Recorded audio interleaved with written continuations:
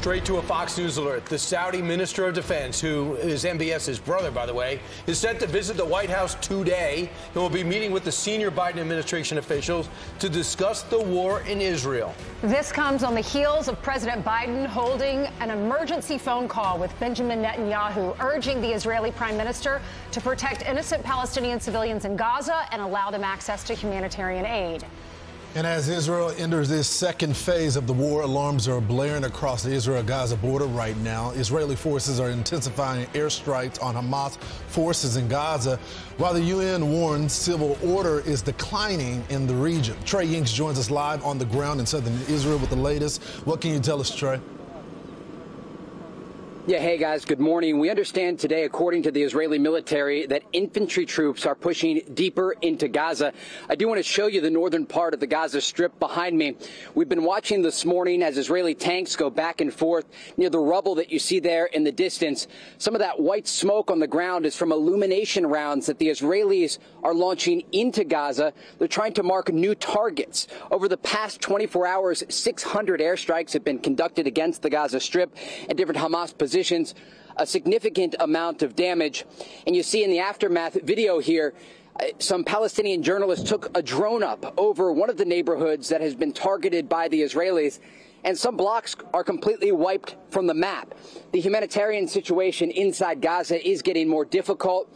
The death toll rising, hospitals overwhelmed.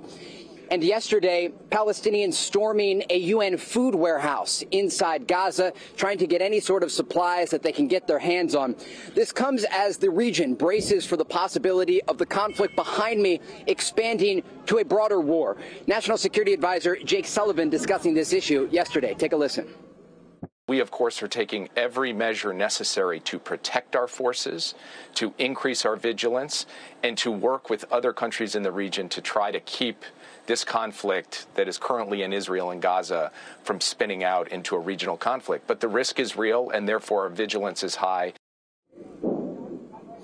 With Israeli forces operating in the northern part of the Gaza Strip, we've been talking with Palestinian civilians. You can hear that outgoing artillery there.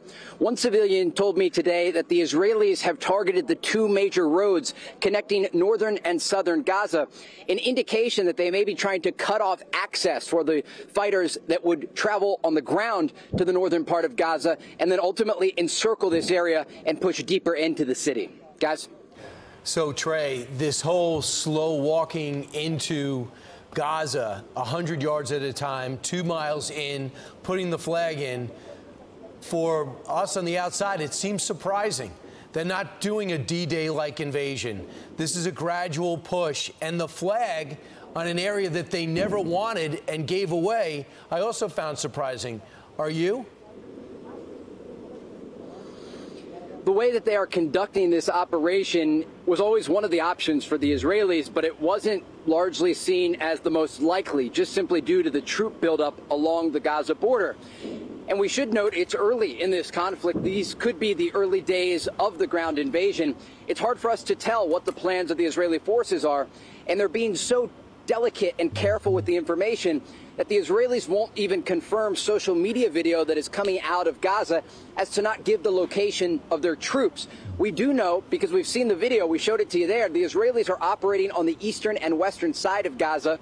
On the eastern side, we have seen the Israeli tanks going back and forth behind the buildings that are mostly destroyed. But despite the level of destruction in the northern part of Gaza, and you can hear those fighter jets overhead, the factions inside are still managing to launch rockets. We saw from the rubble streams of rockets today targeting southern Israeli population centers.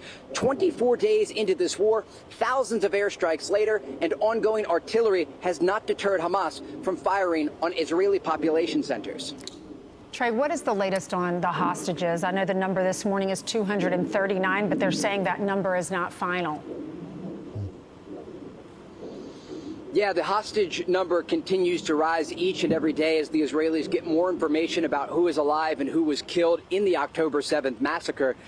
The Israelis are working around the clock at the highest level to try to negotiate with regional partners and those who are involved in these conversations to see if there is a diplomatic solution to get any of these hostages freed. Remember, already 4 have been released from Gaza, 2 American citizens and 2 elderly women from the community of Nir Oz along the border. but the rest are still inside. It's unclear if some are gravely injured or if they're being held in conditions where they can survive. But as the Israelis pummel the northern part of the Gaza Strip, it becomes increasingly more likely that these hostages will be caught in the crossfire of the battles that are developing. Just yesterday, Hamas's Al-Qassam brigades popped out of a tunnel and was engaging Israeli infantry troops on the ground in the northern part of Gaza. So it gives you a sense this is not just an air campaign and a rocket response coming from Gaza, but real street-to-street fighting starting to take place across the Strip. Trey, we're here, and we just heard one again. We're hearing a lot of activity as you're doing this live hit. And you said the word invasion, but the Israelis haven't used that word yet. I mean, it appears to be an invasion looking, but they've used the words like raids and all that. Is this more of a semantics thing because of some of the pushback they're getting internationally?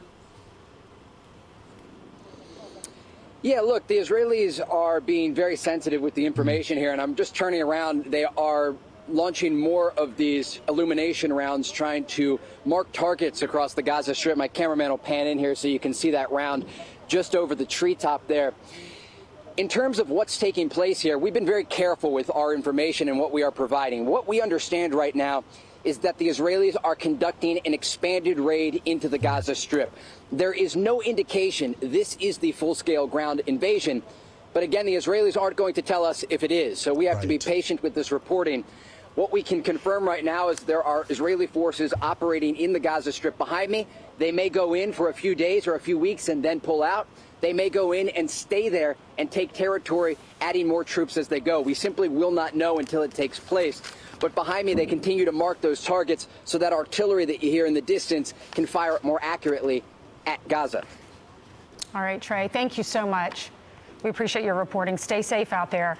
There were so many different riots and protests all around the world over the weekend. Did you see the video of Russia? In Russia, they had an airport, and anti-Israel mobs just go inside this airport and they storm because a flight was coming in from Tel Aviv. Look at this. 2 were critically injured, and demonstrators were holding Palestinian flags. They were shouting anti-Semitic statements, and chaos just erupted.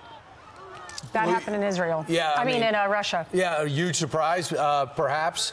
And it looks like, man, if you are an Israeli or you are Jewish and you come in from Israel where you just left a war, just trying to stay safe, and now you come in and you see this, you wonder, where will you be safe? Am I better off in Israel? Yeah, it's something they have to worry about now, Lawrence. Getting on a flight out of Israel, when I land, is this going to happen to me? Even when they were, you had people climbing up on top of the plane. I mean, they were looking in every cavity of the plane, looking for Jewish people. I mean, it is stunning what's happening around the world, Brian. Yeah, so look at New York is probably the worst. Upstate New York, Ithaca, Cornell University, Ivy League school. First off, you're shocked to find out they have a professor there who called the attacks exhilarating, inspiring. He has since been on leave, put on leave. And then we find out over the weekend some of the protests that took place and some of the screenshots of the horrific things that have been posted online at Cornell. It's only getting worse. So the Jewish Center was getting threats online at the university, heinous threats to the building and to the Jewish students. They were posted online. Some of the things that were posted: Allah Akbar, glory to Hamas, and calling for the slitting of throats of Jewish students there. So deserved October 7th. The university had to get the FBI involved for a potential hate crime. So I was talking to our producers last night, and I said, this is spinning out of control right now. I was looking at the screenshots. So then I went back to my old publication, Campus Reform, and found out this is not just this university. It's happening all over the country. Lisa Hajar, the University of California, Santa Barbara, posted an image of a bulldozer with the Palestinian flag plowing through the border fence. That's what happened on that day. They're celebrating. Then you got another professor at Vanderbilt put on Instagram Hamas actions, stating that the terrorists deserve to resist their oppressors by any means necessary. Then you got Joseph Massad at Columbia University called the attack awesome and stunning. Then you look at Mike Tosca at the Art Institute of Chicago. He called the Jews pigs. So this is happening all across the country. I would encourage anybody that has kids in college to type in their university in Campus Reform and see what the professors are saying about Jews. And all I can tell you is Tulane is 45% Jewish, in Louisiana, not known for anti-Semitism or, I mean, it's not a hotbed for the Middle East. Where is this coming from? They had riots in Tulane and promises more today, and a slow reaction from the president there. No one can understand where this is coming from. And I'm wondering, is this organized? Fordham University today is going to have 7,000 people there for a vigil for the Palestinians, not the 1,400 Israelis that were massacred. Well, and also in Chicago along Michigan Avenue, there were pro-Hamas protesters, and they were beating black Hebrew Israelis with Palestinian flag poles. The poles were breaking. They were continuing the beating. Both sides were lobbing bottles and sticks at one another. Anti-Semitic comments are sweeping through China's social media. Searches for anti-Jew skyrocketed on this Chinese app called WeChat. And then yesterday, look at all the By the way, this thing is, look at where it's coming. This is just in the last 3 minutes. So as we witnessed what's happening on our screen, where many people are comparing to almost a second Holocaust has happened because they were definitely trying to exterminate Jews on that day. A Pew survey found that only 43% of students aged 13 to 17 are unaware of the specific time during which the Holocaust took place. Only 38% knew how many Jews were slaughtered during the Holocaust. And only 38% knew that Hitler rose to the Chancellor of Germany through the democratic process. We are not educating our kids, Brian. Well, and you know, Brooklyn Bridge yesterday, they shut down the Brooklyn Bridge. 7,000 pro-Palestinian protesters took over the bridge. They were calling for the elimination of the Jewish state by any means, they said. One lady, Marie Edward, according to the New York Post, was holding a sign that read, "Zionism is terrorism," and accusing Israelis of being the real killers and defending Hamas's heinous October 7th massacre. She said, "It's not a question of justified. If you are occupied, you fight back and you do what they did. They will fight back." I don't get it. This is a country that has trouble educating its own people about our own history. Now, all of a sudden, they're diving into the Palestinian cause when they say that the Palestinian cause, they just want a state, when we know that's not the case. Hamas wants to eliminate Israel. Iran wants to eliminate Israel. The states that don't, Egypt and Jordan, for example, the UAE, they're afraid of their own people, so they're keeping their mouth shut or condemning Israel. However, Saudi Arabia, which has moved their society forward through all their imperfections, and there are many, economically, through peace, through defense, want a defense deal with us, see Iran as the problem, as we do. Believe it or not, they are keeping on track negotiations to normalize relations with Israel. Jared Kushner, along with Secretary of State Pompeo, have done more to bring peace in the Middle East than almost everyone since Henry Kissinger. Jared Kushner came out of the business world to weigh in on the horror that's happening. He just got back from Saudi Arabia, and he was on with Maria yesterday, and he just thought the irony of where he was and where he is. Listen.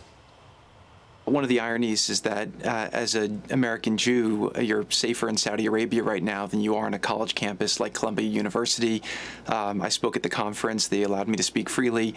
And what I sensed there was that there's obviously a very big disgust at what happened with this tremendous terrorist attack perpetrated by Hamas.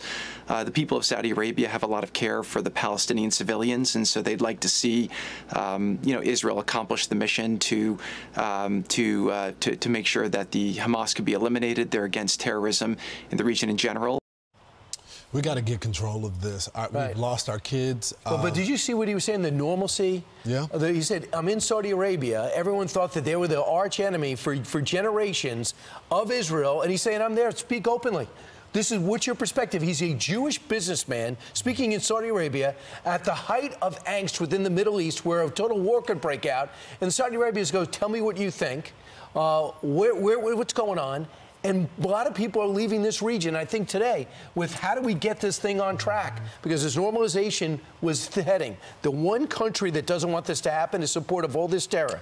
Hezbollah, Hamas, Islamic Jihad, and that's Iran. Yeah. Don't acquiesce to Iran's wishes, and that is to turn on Israel. Well, Iran, a long-time enemy of Israel, and a major ally of Hamas.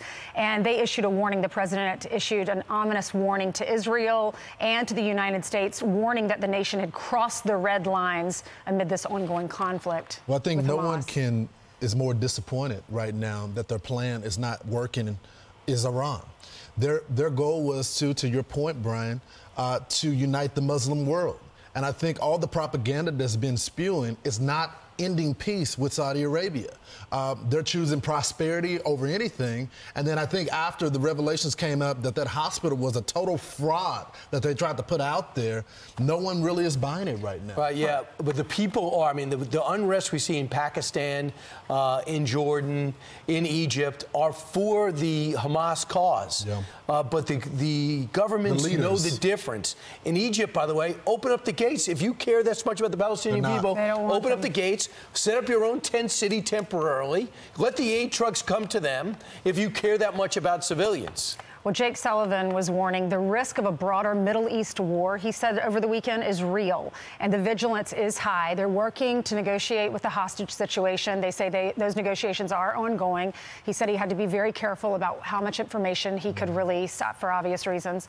And he said that if American troops are attacked by Iran and its proxies, we will have no choice. We will respond. He is not responding. He responded once. Did you hear Kamala Harris had an interview on 60 Minutes, and they said, a joke. "What is your message?" And she said, "Don't." They did, and they keep doing it. They've hit twice after. Hitting the land bridge is not really doing anything. Nobody died as a result of it. When you have so many people that died in such a horrific way, and you hear our president or our vice president say one word, "Don't," and no it's one ridiculous. Listens.